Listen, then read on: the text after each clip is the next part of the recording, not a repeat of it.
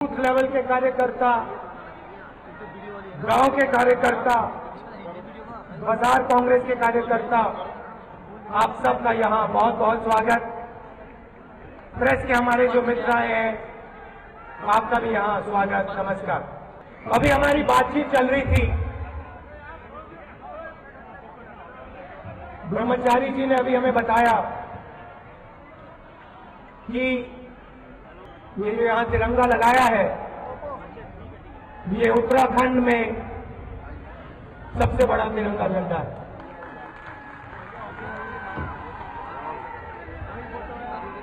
और जब कोई भी हिंदुस्तानी किसी भी धर्म का, किसी भी जात का हिंदुस्तानी इसको देखता है, तो जैसे मैं अभी इसको देख रहा हूं, मेरे यहां पर दिल के अंदर गर्व होता है। और शायद यहां इस मीटिंग में एक आपको व्यक्ति नहीं मिलेगा जिसको दिल में गर्व नहीं होता जब ये तिरंगे की ओर देखता है या इसके बारे में सोचता है। इस तिरंगे के पीछे लाखों लोगों का खून है। ये जो तिरंगा है, इसके लिए करोड़ों लोगों ने कुर्बानी दी है। और जब उत्तराखंड से कोई युवा जाकर बॉर्डर पे खड़ा होता है, तो वो इस झंडे की रक्षा करता है। और जब वो अपने देश के लिए कुर्बानी देता है, लड़ाई में जो हमारे जवान मारे गए, आतंकवाद के खिलाफ कोई जवान सीआरपीएफ का, बीएसएफ का, आर्मी का जब अपनी जिंदगी देता है, वो इस तिरंगे के लिए अपनी जिंदगी देता है। और खुशी से बिना झिझक कर वो गोली खाता है, इस झंडे के लिए खाता है। सही बात है। अब देखिए,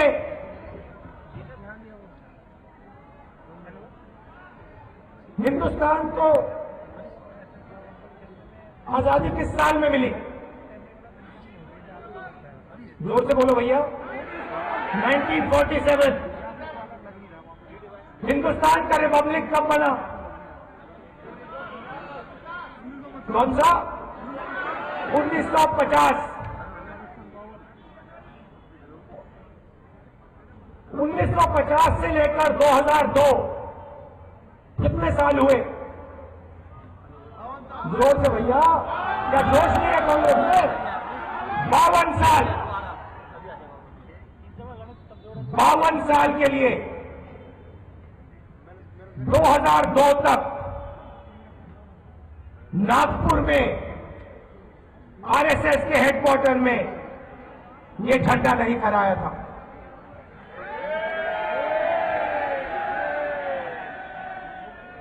जब सलूट लगता था, स्वतंत्रता दिवस पर सलूट लगता था, तो इस झंडे पे सलूट नहीं लगता था, भगवे पे सलूट लगता था। अब मैं आरएसएस से पूछना चाहता हूं और बीजेपी के कार्यकर्ताओं से पूछना चाहता हूं कि 52 साल के लिए आपने इस झंडे को सलूट क्यों नहीं की? 52 साल के लिए आपने इस झंडे को अपने हेडक्वार्टर में नागपुर में क्यों नहीं फहराया? ये आपसे मैं सवाल पूछना चाहता हूं। आज आप देशभक्ति की बात करते हो, 52 साल आपने इसकी आदर नहीं की। इसका मुझे जवाब दे दो। नहीं भैया,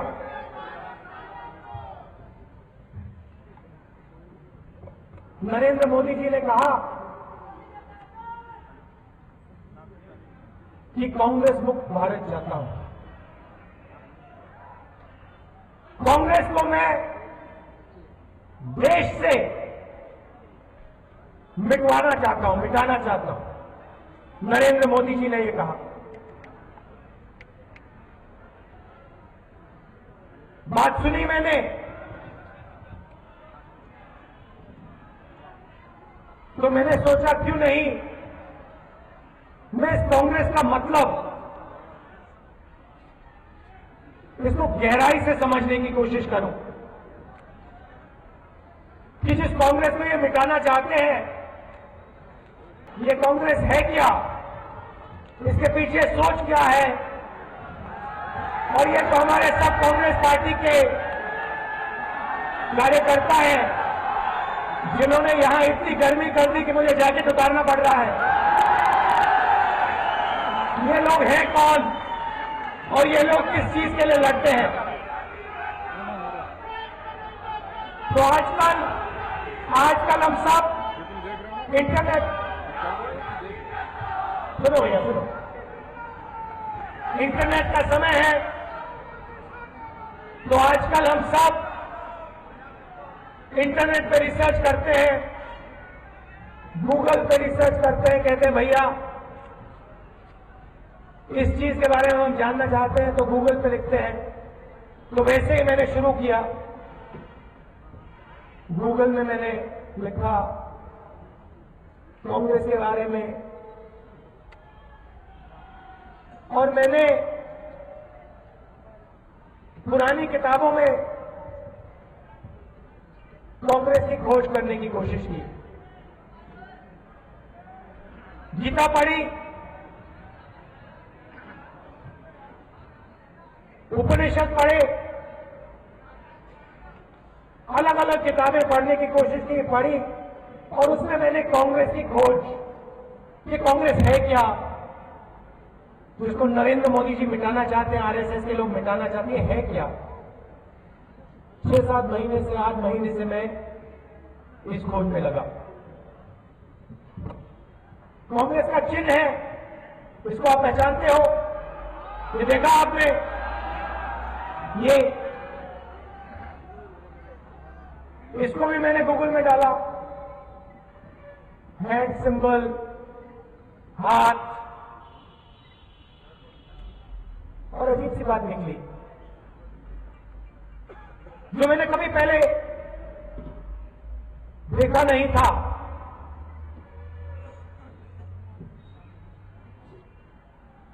हर धर्म में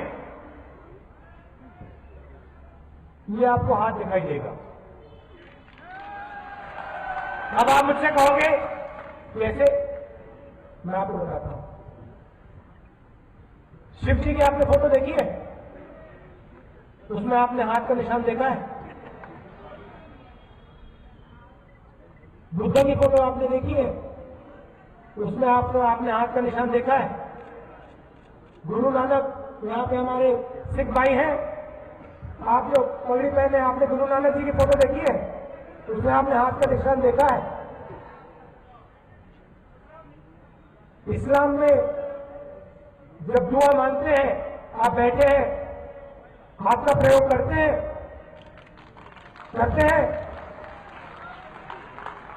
तो मैंने जब ये देखा कि हाथ का निशान हर धर्म में दिखाई दे रहा है, तो मैं गया, धर्म के बारे में करण सिंह जी के साथ मेरी बातचीत होती रहती है, मैं सीधा उनके पास गया और मैंने उनसे ये पूछा, करण सिंह जी एक बात बताइए, ये जो हाथ का निशान है, ये हर धर्म में मुझे क्यों दिखाई दे रहा है? हर धर्म इसका प्रयोग करता है, इसका मतलब क्या है? और एक सेकंड में करण सिंह जी ने मुझे कहा, राहुल इसका मतलब है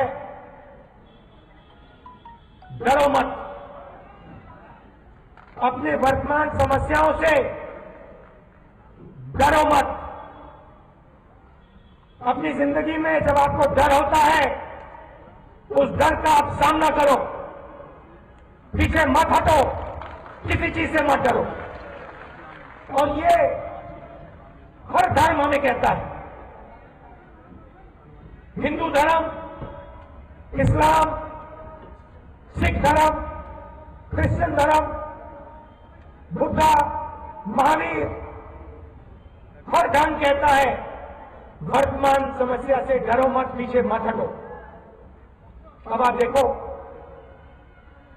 कांग्रेस पार्टी कहती है, हिंदुस्तान से कहती है, हिंदुस्तान की महिलाओं से कहती है, डरो मत, खड़े हो जाओ, तुम्हारे सामने जो भी कठिनाई है, जो भी मुश्किल है, तुम उसके सामने खड़े होकर जीत सकते हो, डरो मत। सेना से हम कहते हैं, डरो मत। गरीब किसान से हम कहते हैं, डरो मत। मजदूर से हम कहते हैं, डरो मत। अब आप हमारे सब प्रोग्राम देखो, मनरेगा से शुरू करता हूं। मनरेगा क्या है? कांग्रेस पार्टी मजदूरों के पास गई, उनसे हमने बातचीत की, उनसे उनकी बात सुनी और उन्होंने हमें कहा कि देखिए, हमें मालूम नहीं कि कल हमें रोजगार मिलेगा या नहीं। हमने उनसे कहा, आप हिंदुस्तान को बनाते हो, कांग्रेस पार्टी आपको 100 दिन के रोजगार की गारंटी देगी, डरो मत।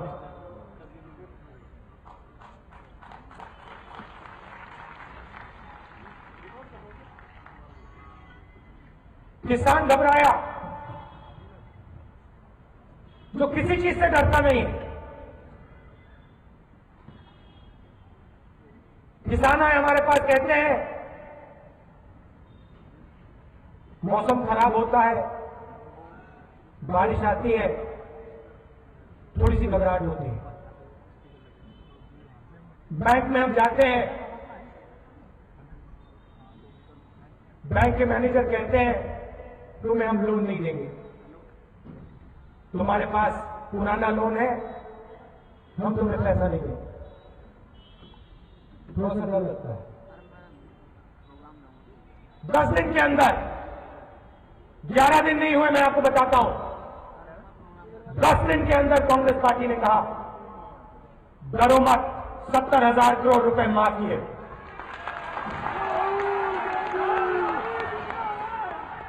भोजन का अधिकार, 191 पेंशन, मनरेगा, JNURM, हमारे सब के सब प्रोग्राम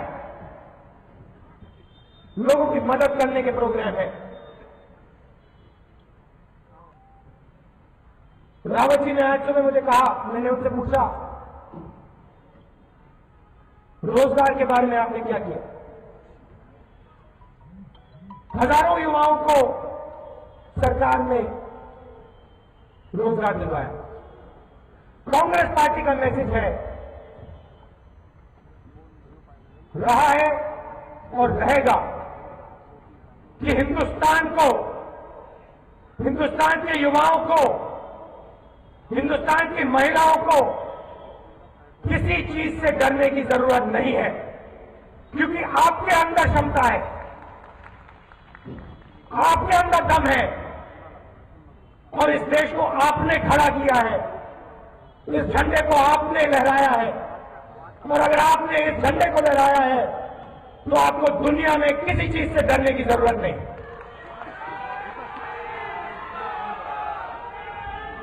आपने अंग्रेजों को, दुनिया का सबसे बड़ा सुपर पावर था, आपने उनसे प्यार से कहा आपका समय हो गया, अब हिंदुस्तान में ये झंडा लहराएगा, अब आप जाइए घर। ये काम कांग्रेस के कार्यकर्ता ने किया, ये काम हिंदुस्तान के युवाओं ने, हिंदुस्तान की जनता ने किया। पंजाब में चुनाव हो रहा है, 10-15 साल पंजाब में आतंकवाद था। आपको मालूम है कितने कांग्रेस के कार्यकर्ताओं ने अपनी कुर्बानी दी? आपको मालूम है कितने कांग्रेस के कार्यकर्ता मरे? 15,000 कांग्रेस के कार्यकर्ताओं ने अपनी जान दी इस झंडे के लिए। अब आप मुझे दिखा दो वहां पे बीजेपी के कार्यकर्ता कितने मरे, लिख के दिखा दो मुझे। असम में आतंकवाद था, कौन सी पार्टी वहां खड़ी रही? कांग्रेस पार्टी वहां खड़ी रही। कौन सी पार्टी इस झंडे के लिए लड़ी? किसके कार्यकर्ता इस झंडे के लिए लड़े? कांग्रेस पार्टी के कार्यकर्ता इस झंडे के लिए लड़े। और जब आप यहां चुनाव लड़ रहे हो, आप एक बात याद रखो, आप सिर्फ कांग्रेस पार्टी के लिए नहीं लड़ रहे हो, आप देश के लिए और इस झंडे के लिए लड़ रहे हो।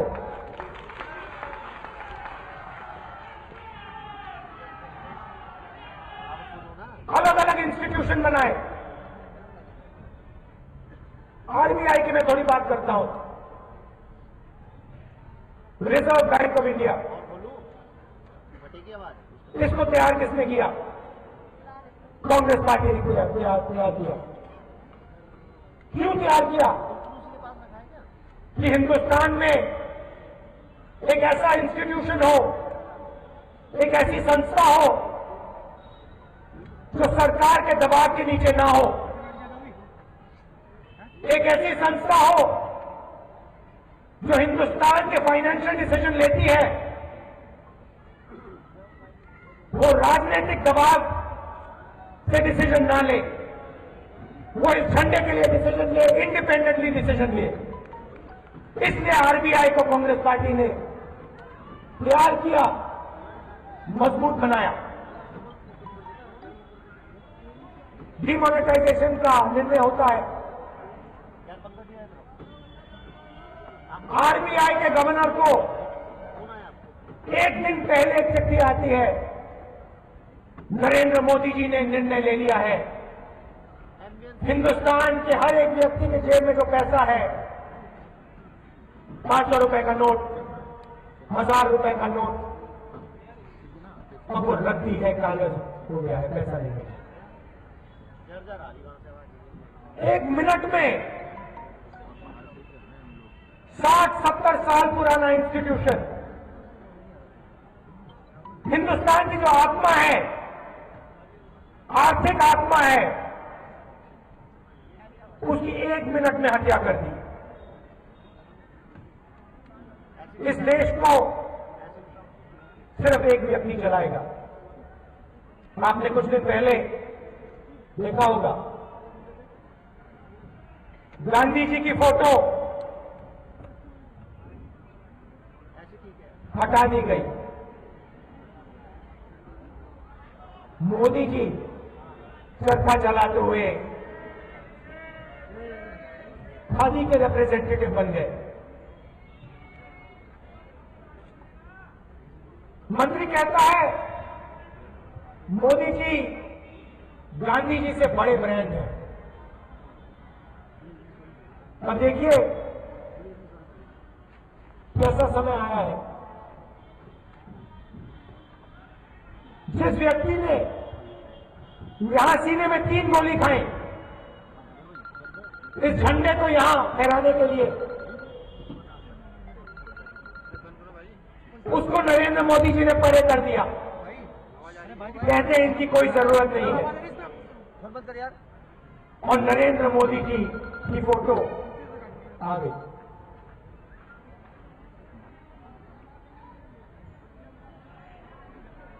सब कुछ आज नरेंद्र मोदी जी करते हैं।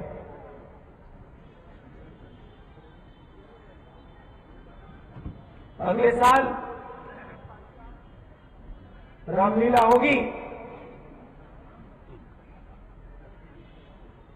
आपको वहां राम नहीं दिखाई देंगे, आपको वहां मोदी जी दिखाई देंगे। आप देखना, ऑर्डर आएगा रामलीला में। अब जब राम आएगा, राम भगवान आएंगे, मोदी जी का मास्क पहन के आएंगे, और पूरे देश में ऐसे रामलीला चलेगी। मोदी जी चाहते हैं कि इस देश में सिर्फ एक व्यक्ति का राज हो।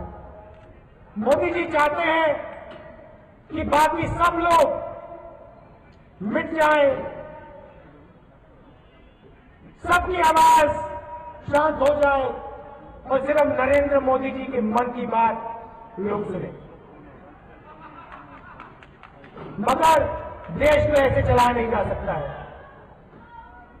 इस देश में करोड़ों लोग हैं, अलग अलग लोग हैं, अलग अलग सोच के लोग हैं, और वो सब इस देश को बनाते हैं।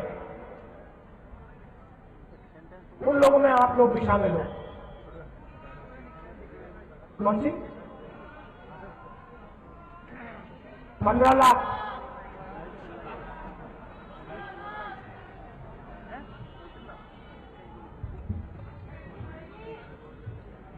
15 लाख 15 लाख का सूट और चरखा। मतलब जो कॉन्ट्रडिक्शन है,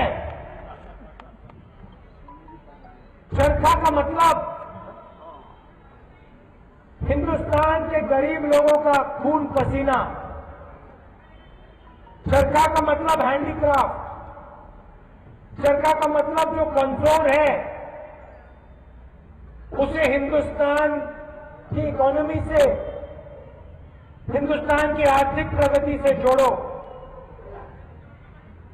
नरेंद्र मोदी जी एक तरफ चरखे के साथ फोटो लेते हैं और दूसरी तरफ 50 सबसे बड़े उद्योगपतियों के लिए दिन भर काम करते हैं।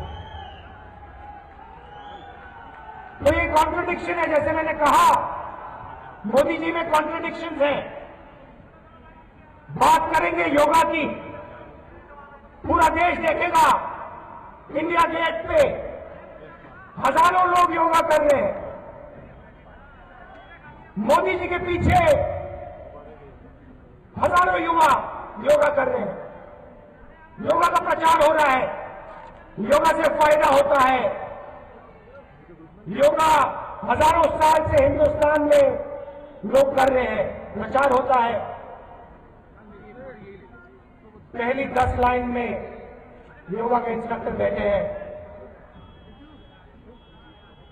टकाटक पद्मासन कर रहे हैं, और जो सामने व्यक्ति बैठे हैं, जो सबके सामने मास्टर योगी है, उनका पद्मासन नहीं लग रहा है। ये कॉन्ट्रडिक्शन है। खादी की बात होती है और 50 परिवारों की राजनीति होती है। योगा की बात होती है, पद्मासन नहीं लगता। और जो भी मोदी जी बात करते हैं, अगर आप ध्यान से देखेंगे आपको उसमें कॉन्ट्रडिक्शन दिखाई देगा। अगर आप उसमें फोटो में, चित्र में गौर से देखेंगे तो उसमें छुपी हुई कहीं आपको सच्चाई दिखाई देगी,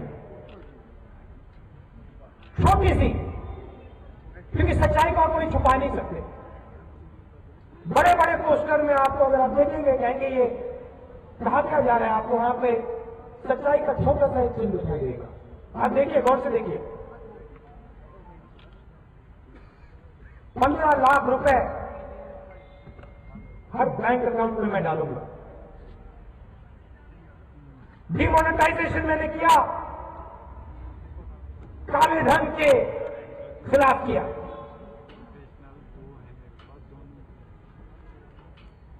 नकली नोटों के खिलाफ मैंने किया। जो भी मैं करता हूं, गरीबों के लिए करता हूं। और फिर देखिए, मोदी जी के चित्र देखिए, फोटो देखिए, और आपको उन फोटो में हिंदुस्तान के सबसे अमीर लोग दिखाई दे जाएंगे।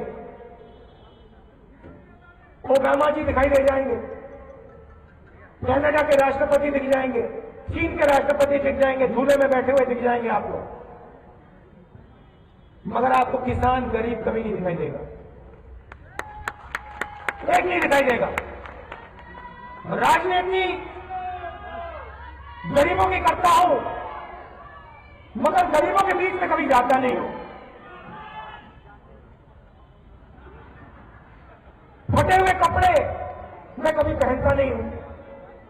ये भी मैं देख रहा था, यहां पे मेरा कुर्ता फटा हुआ है, ये देखो, मैं आपको एक और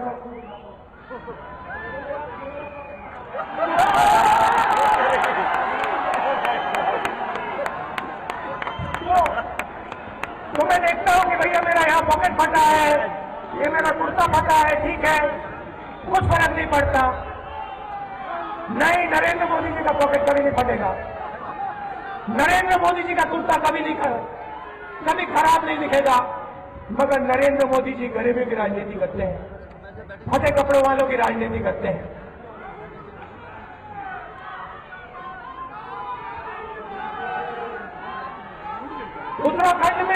उत्तराखंड में मैं गया और एक दिन रावत जी आए, मेरे पास आए, मुझे कहते हैं, सुनो, एक दिन आए रावत जी, कहते हैं मुझे कि मैं चाहता हूं कि आप केदारनाथ आए। उस समय उत्तराखंड कठिनाई से निकल रहा था।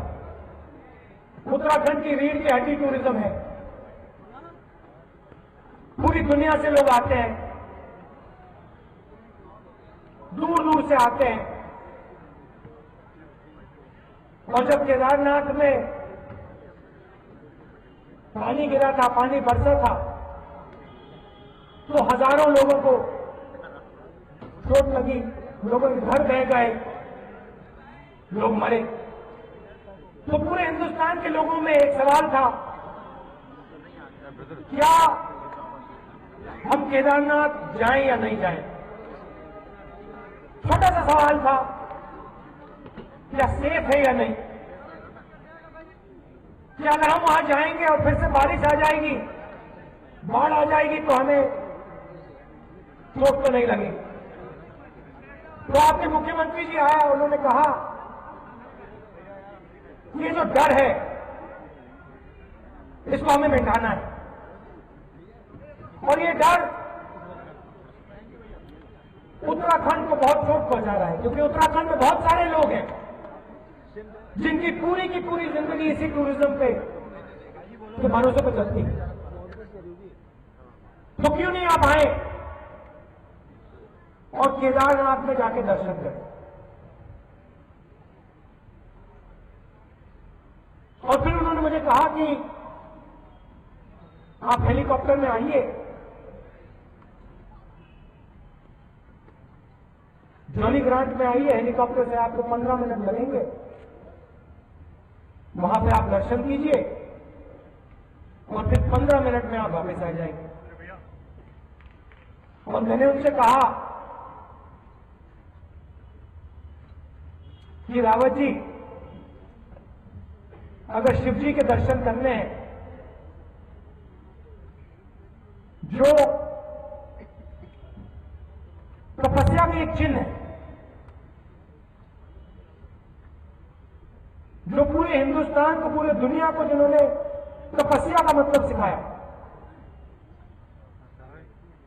मैं उनके यहां जा रहा हूं, तो मैं हेलीकॉप्टर में कैसे जा सकता हूं? मैं पैदल जाऊंगा।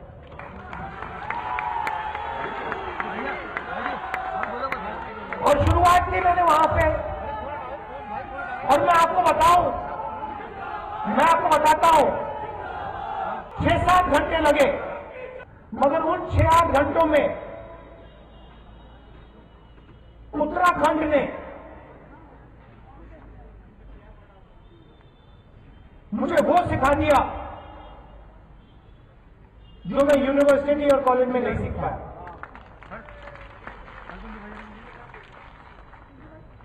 ये हमारा धर्म है।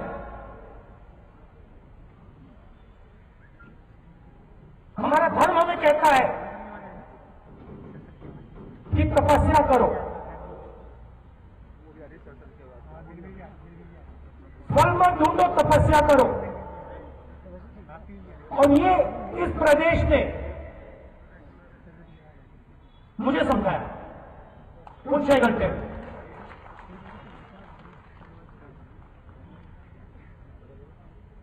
मोदी जी थोड़ी सी तपस्या कीजिए, पद्मासन लगा लीजिए, 3-4 महीने लगेंगे। मगर अगर आप योगा की बात कर रहे हैं तो दुनिया को दिखना चाहिए कि हमारे प्रधानमंत्री ने तपस्या की है और योगा के वो एम्बेसडर हैं। और बहुत खुश होऊंगा मैं जब आज से 3-4 महीने बाद अगर नरेंद्र मोदी जी ने तपस्या करके पद्मासन कर डाला। हमारे धर्म का यह मतलब है, हमारा धर्म हमें बताता है कि हमें जनता के बीच में जाना है, उनकी बात सुननी, उनसे गले लगना है और उनके दिल में जो है जो थोड़ा सा डर है उसे मिटाना है। अब बीजेपी उल्टा करती, पूरे हिंदुस्तान में डर फैला रखा है, किसान को डरा के रखा हुआ है। बारिश आएगी, ओला गिरेगा, तुम्हें बोनस नहीं मिलेगा, तुम्हें कॉम्पेंसेशन नहीं मिलेगा, तुम्हारी जमीन है, जमीनी अधिकरण कानून को हम मिटा देंगे। तुम कौन हो? बड़े बड़े उद्योगपतियों को हम तुम्हें तुम्हारी जमीन दे देंगे।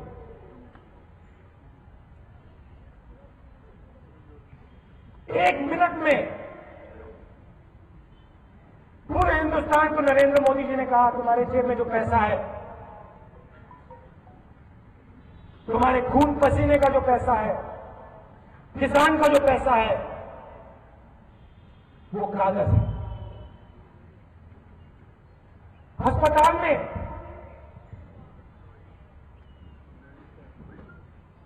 माता पिता अपने बच्चे को ले गए, बीमार बच्चा,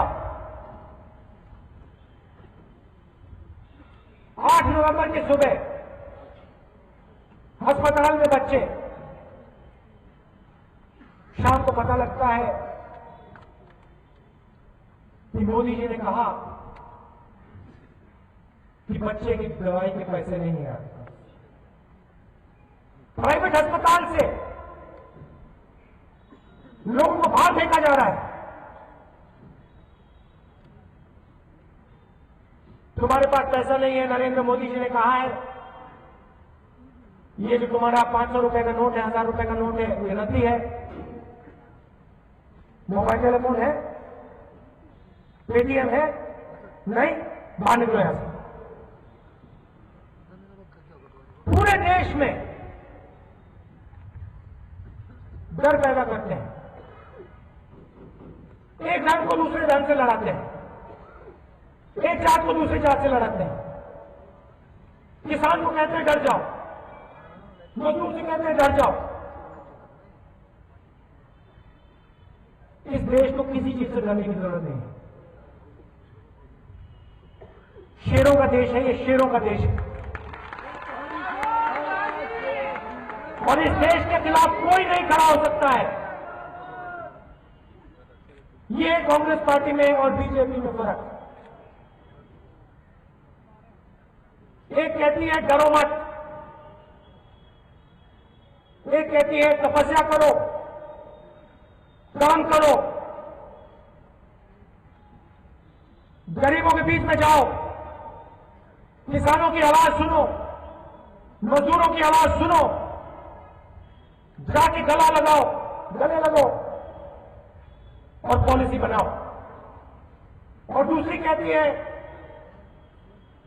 डरो, घबराओ, ये हो जाएगा, वो हो जाएगा, डर में रहो, दब के रहो। पॉलिसी बनाओ तो बंद कमरों में बनाओ, बिना किसी से पूछे बनाओ, 1 मिनट में बनाओ, कोई फर्क नहीं पड़ता। ये 2 विचारधाराओं की लड़ाई है।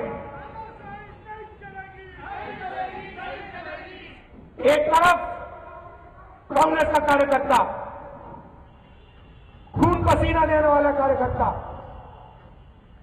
तपस्या करने वाला कार्यकर्ता, जनता की लड़ाई करने वाला कार्यकर्ता बब्बर शेख, और दूसरी तरफ बांटने वाला कार्यकर्ता, डराने वाला कार्यकर्ता, तोड़ने वाला कार्यकर्ता, बीजेपी का कार्यकर्ता। ये है लड़ाई। उत्तराखंड के बारे में मैं 2-3 चीजें कहना चाहता हूं। उत्तराखंड हिंदुस्तान को आपने हिमालय दिया, और जो हम पानी पीते हैं, दिल्ली में जो पानी पीते हैं, बाकी प्रदेशों में जो हम पानी पीते हैं, वो आपका पानी है, आपकी नदियों का पानी है। आज हरीश रावत जी से मेरी बात हो रही थी। भैया बॉबी को फोन करो। आपने उत्तराखंड में एनवायरनमेंट को बचा के रखा है, आपने अपने पहाड़ों को बचाया है, नंबर ही नहीं है उसका। नदियों को आपने बचाया है, और इसके लिए उत्तराखंड को ग्रीन बोनस मिलना चाहिए, कॉम्पनसेशन मिलना चाहिए कि आपने हिंदुस्तान के लिए कष्ट उठाया है, और हिंदुस्तान को आपकी कॉम्पनसेशन करनी चाहिए। आप 233 मिनट में किसी भी बॉर्डर पोस्ट पे चले जाइए, कहीं भी चले जाइए, राजस्थान, जम्मू कश्मीर,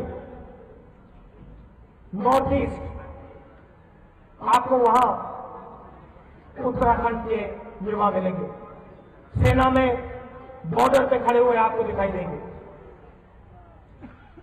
आप हमारी रक्षा करते हो। ओआरओपी, हमने आपको वायदा किया था कि हम आपको ओआरओपी देंगे। आज तक जंतर मंतर में आर्मी के लोग प्रोटेस्ट कर रहे हैं, कह रहे हैं कि जो हमारा हक है वो हमें मिला नहीं है।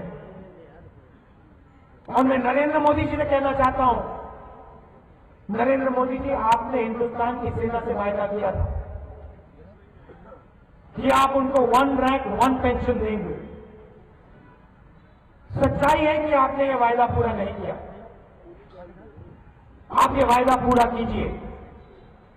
उत्तराखंड के जो जवान हैं, जो ऑफिसर्स हैं, जो एक्स सर्विसमैन हैं, उनका आप आदर कीजिए, और पूरा का पूरा 1 रैंक 1 पेंशन आप करवा के दिखाइए। आपके हाथों में है।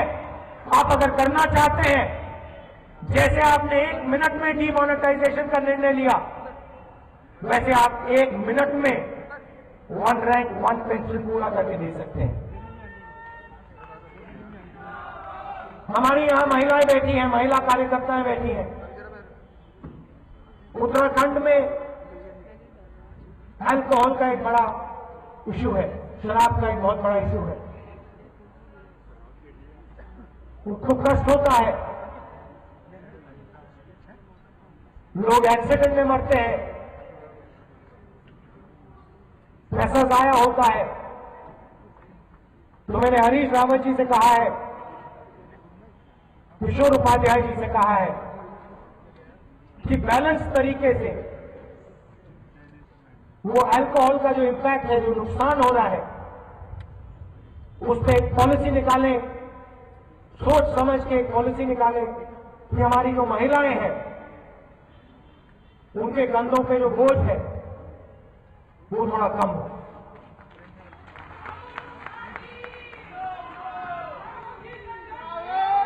पिछले सालों में हरीश रावत जी ने और कांग्रेस पार्टी ने दिल से काम किया है और मैं चाहता हूं आने वाले 5 साल में वही से पकड़ो। और भी तेजी से उत्तराखंड में प्रगति हो, शांति से आप लोग यहां रहें, इन्वायरमेंट की रक्षा करके, नदियों की रक्षा करके उत्तराखंड प्यार से, भाईचारे से आगे बढ़े। इसमें कांग्रेस पार्टी का कार्यकर्ता जो है उसकी एक बहुत बड़ी जिम्मेदारी बनती है।